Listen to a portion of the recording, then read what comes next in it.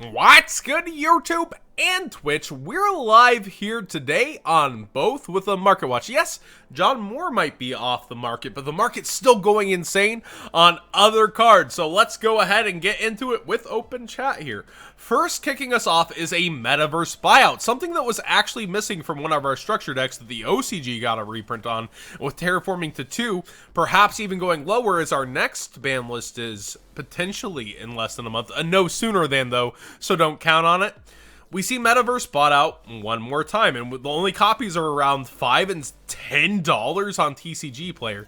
Much lower already on eBay with Zangoose coming in hot at $2 before we see $4, and then $5+. It's pretty crazy. My thought on this is, it's kind of just targeted. People went probably overall for the low ones, and we do see people relisting already. I don't think this is necessarily a great buyout.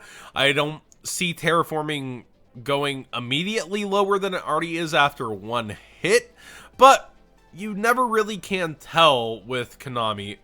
Overall, I think Metaverse is just a little bit slow. I could see it getting a reprint in the future despite it being skipped here. And as a trap card, it's going to take an extra turn to get your field spell. It's better, I think, for Floodgate-like field spells.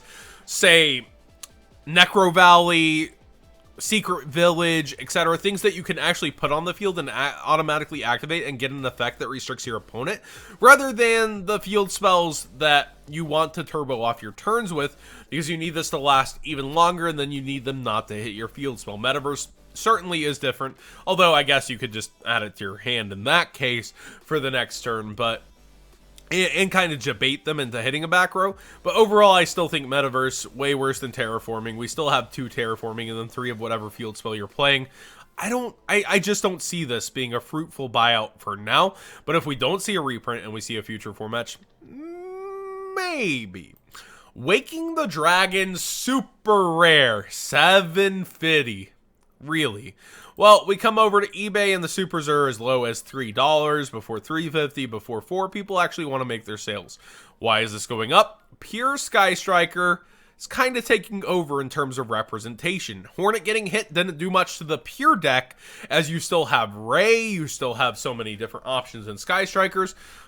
You don't really need Hornet all that badly for the main deck, and, you know, still searching it out, recurring it, that's fine and dandy. Waking the Dragon's really probably best against Sky Strikers, as they're going to try to snipe your back row and take care of things before going in. And you can still kind of play around this card once you know it's there, but it also protects your other back row in a sense when you do that. I think it's a little too specific, even with so many Sky Strikers topping. I really like this card, though, overall. So kind of keep an eye on the extra deck monsters that go along with Waking the Dragon as this buyout occurs. The common's still available at 60 cents, relatively budget, especially compared to what it was for a short print common. Speaking of Sky Strikers, Widow Anchors are going on up. Simo actually posted on Twitter the other day, be warned, pick up your Widow Anchors now or be left behind, basically. Like, look at this, 28 versus a market price of 23. They were available for 22. Engage is creeping up too. $82, 85, 85. I called this going down after the 200th. And I still kind of feel that way for Engage. A lot of players are going to be ditching the Sky Striker decks, and there's only a month until the next supposed ban list in terms of being available for a ban list. So a lot of rumors are going to start going, hey, ban list is coming, what do you think is coming? Hey, and a lot of ban list talk will happen. So rumors, never invest in rumors, but with a given date, people are going to start talking about this and deciding, like, hey, I'm freaking out, I don't want to keep this expensive card, and you'll see them kind of flood the market from the, over 7,000 duelists that were at the 200th YCSs. But Widow Anchor going up, deservedly so, as the pure deck is well and alive. And we see it over here on eBay, similarly, $28, $28, $29, etc. So, kind of just getting a baby bump right now. We originally saw this near $50, and it's a shorter print secret like Engage, but again, Sky Striker the engine's a little different than Sky Striker the deck. Yet, Sky Striker the deck, extremely prominent right now.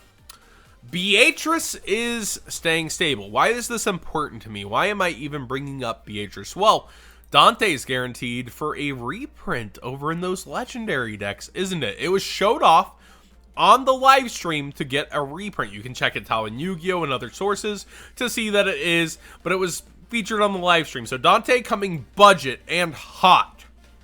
The lowest Dante right now on eBay is still towards $10, as it just took first at YCS Mexico and got second at the UK one. Is it UK or Euro? The other 100th YCS over there. And Dante chilling pretty hot, yet Beatrice not revealed yet. Go ahead. Utrecht. YCS Utrecht. Yeah, fair. So Beatrice here is sitting near $6, yet that's still near the market price it's been at. I personally think that if this is not reprinted over in those structure decks, we're going to see this easily be $10+ as people are getting 3 Dantes, and everyone's going to be rushing towards Beatrice. But will they leave Beatrice out? I could easily see that, because Dante is a rank 3 engine that fits the Phantom Knights, where you're not getting Burning Abyss to pitch for Beatrice. So highly likely missing from this product. But if they shortly miss this, it'll probably end up in another product down the road. So kind of keep that ideal on the timeline of flipping this or getting rid of it.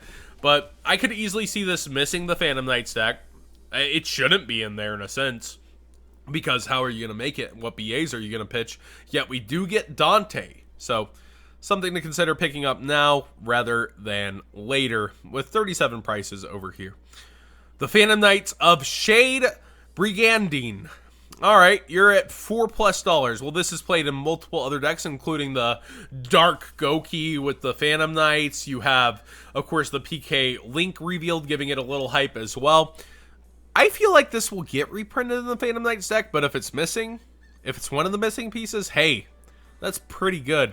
Something I would actually suggest picking up right now are the secret rare Phantom Knights. So the highest rarity, as the Link revealed, is really good. Even though you can't Link climb with it, it does so much for the resources given of that Link monster, and a lot of people are really hyped about it. I would consider getting your secret rare highest rarity Phantom Knights now rather than later, even with future reprints of Phantom Knights guaranteed in the Phantom Knights structure deck. People are going to want to hollow out their decks, and when they do, they're going to come searching for these specifically, and they're super cheap right now.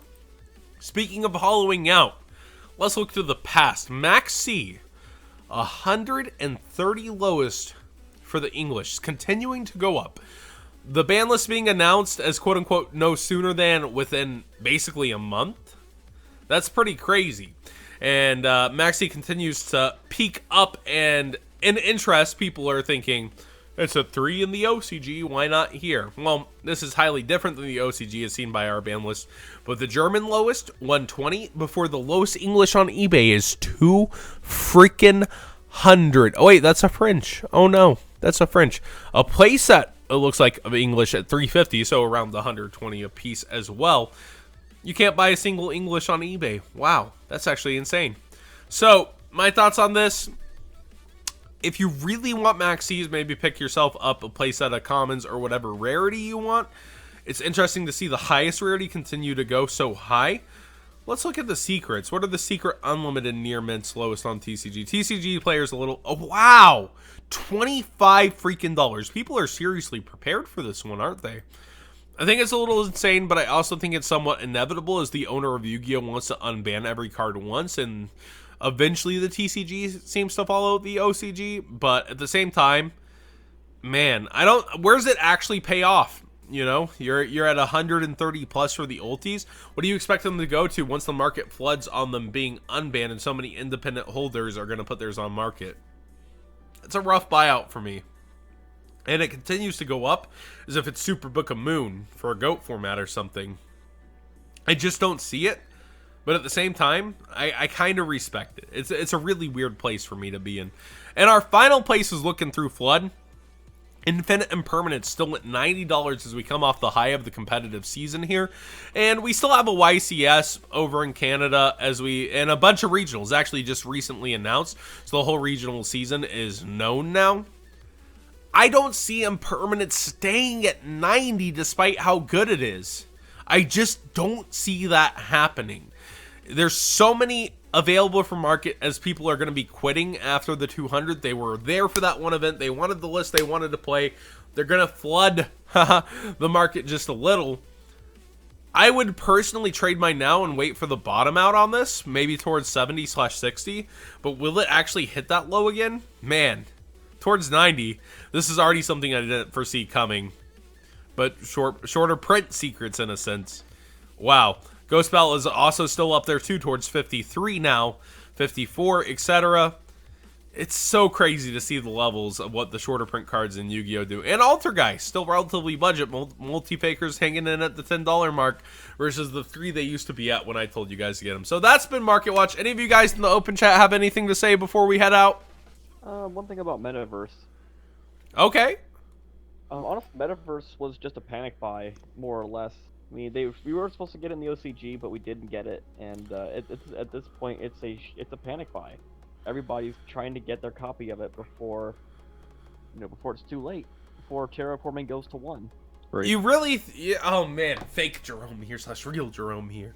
I just don't see it because it's so slow comparatively. I realize so many strategies rely on their field spell, but at the same time, like being a trap being slower, you have to give a big hit to Trickstar for this to start to do a little more, and then you need the format to slow down to where there's not so many OTKs, which heroes oddly enough offer strategies for OTK / the ability to just go in one turn, mass change out your monster going in. Crusadia, right. There's a Cyber Dragon, so many rogue strategies, OTK. I just don't see Metaverse rising to the top, even if you hit terraforming to 1. Right. But that's my opinion. Again, if you enjoyed the discussion, give this video a thumbs up.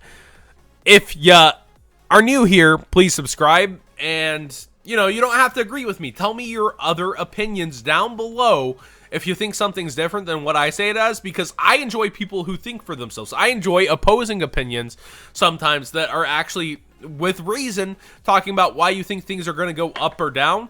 Like, I could be wrong about impermanence. Do you think it's going to stay for a while instead of going down? I am willing to listen and discuss with you guys about your thoughts. Thanks for watching, everybody. Thanks for being here, open chat, and both live streams on YouTube and Twitch at the same time for tonight. It's been a crazy night, and also thank you for all the support with the wedding, guys. I seriously do appreciate it. Like, so many people, both through the bachelor party stream and this stream, have been so supportive.